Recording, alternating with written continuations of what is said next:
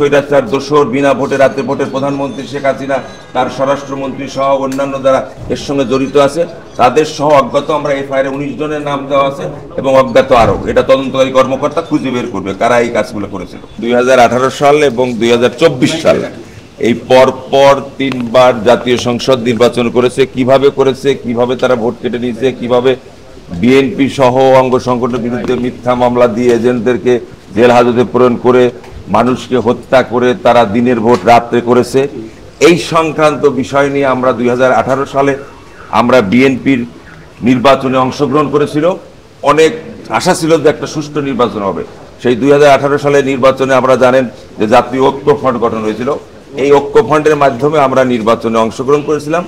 এই নির্বাচনে অংশগ্রহণ করতে গিয়ে প্রথম থেকেই নির্বাচন অফিসে যখন আমাদের বিএনপি ঐক্য ফ্রন্টের প্রার্থীরা যখন আপনি নমিনেশন পেপার তুলতে যায় তখন থেকেই বাধার সম্মুখীন হয়।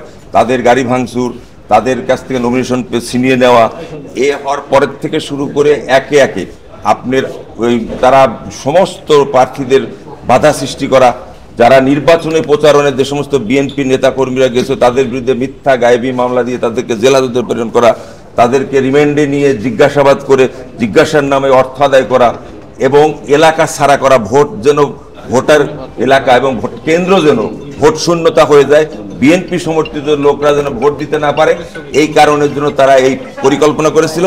এইবার তৎকালীন সেই অবৈধ প্রধানমন্ত্রী শেখ হাসিনার নির্দেশে এই পরিকল্পনাটা করা হয়। এই পরিকল্পনা করে তারা কেন্দ্রে কেন্দ্রে প্রচুর অর্থ দিয়ে তারা দিনের ভোট রাতে করে তারা ভোট সম্পন্ন করেছে। 14 সালেও তারা 153টা কেন্দ্রে 153টা নির্বাচনী এলাকায় বিনা ভোটে এমপি সংসদ নির্বাচন করেছে, তাদের ঘোষণা করেছে। অন্যান্য ভোট কেন্দ্রে তারা জোর করে ভোট কেড়ে ভোটাররা ভোটে যায়নি, কোথায় কুকুর বসেছিল, কোথায় 100% ভোট কাস্ট হয়েছে। এইভাবে তারা একের পর এক পরপর 2টা নির্বাচন করেছে। বিশেষ করে আমরা 2018 সালে আমরা এই নির্বাচন কমিশনে আমাদের সম্মানিত মাননীয় বিএনপির মহাসচিব মির্জা ফখরুল ইসলাম আলমগীর সাহেব উনি পরপর 17টি চিঠি দিয়েছিলেন যে এই যে নির্বাচনের পরিবেশ, এই যে নির্বাচনে বাধা দেওয়া, এই যে নির্বাচনে আওয়ামী লীগ সন্ত্রাসী দ্বারা বিএনপি নেতাকর্মীদের উপরে ঐক্যফ্রন্টের নেতাকর্মীদের উপর আক্রমণ করা, তাদেরকে হত্যা করা এবং নির্বাচন পরিবেশ ফিরে আনার জন্য আমরা এটা নির্বাচন কমিশনকে এবং ওই সমস্ত অভিযোগগুলা তৎকালীন নির্বাচন কমিশনারকে আমরা দায়ের করেছিলাম, যেটা মহাসচিব স্বাক্ষরিত। আমি নিজেই এখানে 17 বার এসেছি, 17 বারের মধ্যে কয়েকবার আমাদের ঢুকতেই দেয় নাই। এই হলো দুঃখ।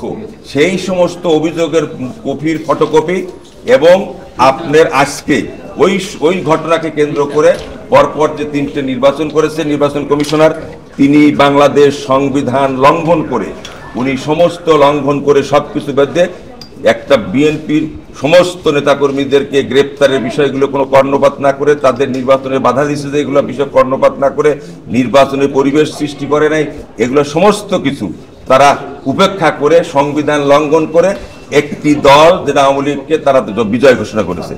এই বিষয় নিয়ে আমরা আবেদন নিয়ে আসছি যে এই সংবিধান লঙ্ঘন করার জন্য তৎকালীন যে পরপর 3টি নির্বাচন কমিশনার 2014 এবং 2018 এবং 2024 সালে যে তারা অবৈধভাবে সংবিধান লঙ্ঘন করে নির্বাচন করেছে, এই নির্বাচনের বিরুদ্ধে আমরা মামলা করার জন্য এসেছি।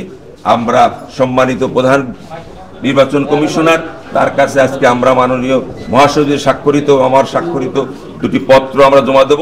এখান থেকে এই পত্র আমরা আমার সঙ্গে আমার পাশে আছে আমার সহকারী সমন্বয়ক আমার মিজানুর রহমান, আমার ছাত্রনেতা আমাদের নাইম এবং রাজশাহী বিশ্ববিদ্যালয়ের লতিফ হলের প্রেসিডেন্ট যে আমার টিমের মধ্যে আছে আপনার শাওন শরীফুল ইসলাম শাওন এবং আমাদের ইকবাল হোসেন, এরা সহ আমরা 5 জনের সদস্য এসেছি। এটা জমা দেওয়ার পরে আমরা চলে যাব শেরেবাংলা নগর থানায়, ওখানে গিয়ে আমরা এফআইআরটা আবার জমা দেবো। জমা দেওয়ার পরে তারপরে আমরা এদের কার্যক্রমের শুরু করতে তাদের বিচার চাই, যারা এইভাবে ভোট কেটে নিয়েছিল, যারা সংবিধান লঙ্ঘন করে অপরাধ করেছিল তাদের বিচার চেয়ে তাদের এটা আমরা আবেদন করব। এটাই হলো আমাদের মূল বিষয়। এখানে আপনি প্রথম নির্বাচন কমিশনার ছিলেন 14 সালে যারা, তারা 18 সালে যারা ছিল তারা, তারপর তাদের সচিবের সংশ্লিষ্ট অন্যান্য যারা অজ্ঞাত আছে তারা এবং সংশ্লিষ্ট শাহকের যে সেই স্বৈরাচার দোসর বিনা ভোটে রাতে ভোটের প্রধানমন্ত্রী শেখ হাসিনা তার স্বরাষ্ট্রমন্ত্রী সহ অন্যান্য যারা এর সঙ্গে জড়িত আছে তাদের সহ অজ্ঞাত আমরা এফআইআর 19 জনের নাম দেওয়া আছে এবং অজ্ঞাত আরো। এটা তদন্তকারী কর্মকর্তা খুঁজে বের করবে কারা এই কাজগুলো করেছিল। নির্বাচন কমিশনের নির্বাচন বিধিমতো করার ক্ষমতা আছে, সংবিধান লঙ্ঘন করছে করার ক্ষমতা আছে।